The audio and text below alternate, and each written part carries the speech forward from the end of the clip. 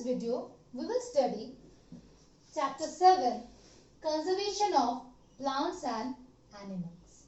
So let's start.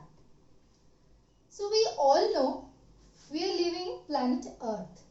Can you tell me, student, why Earth is a unique planet? Yes, you know. The answer is the life form. So, existence of life on Earth makes it special. In Earth, variety of life forms are there, and the variety of life forms are known as your biodiversity.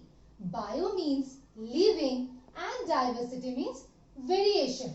So, variety of living organisms existing on Earth known as your biodiversity. So, because of this biodiversity, it makes Mother Earth very beautiful. But due to some reason, this beauty under threat. But why? So, here I have written, do we want to lose this rich biodiversity? What do you think? We have to lose them? Obviously, no. We should conserve them. So, that's why this chapter, Conservation of Plants and Animals.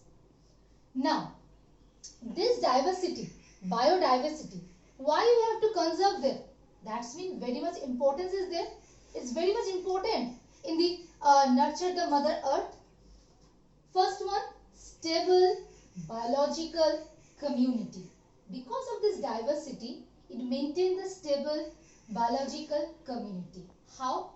Suppose in a grassland, grasses are there. These grasses are eaten by deer, deer eaten by the tiger. Suppose any one of them removed from the grassland, are the remaining ones survive? The answer is no. So that's why it is very much important to conserve biodiversity and ensure the sustenance of all life forms. If we conserve the biodiversity, all will live peacefully in the lap of Mother Earth. Now, the question is that different threats are there. So, because of this threat, we have to conserve our diversity, to conserve our biodiversity. What are the major threats? The main major threat is your deforestation. Now, question is that what is deforestation? The action of clearing a wide area of trees. The action of clearing a wide area of trees known as your deforestation, and some major threat for the diversity. Now, what are the causes of deforestation? Point 1, overpopulation. Day by day, the population increasing, and because of that, the large area of trees are cut down. Next one, agriculture. Obviously, if the population is increasing, the requirement of food also increasing.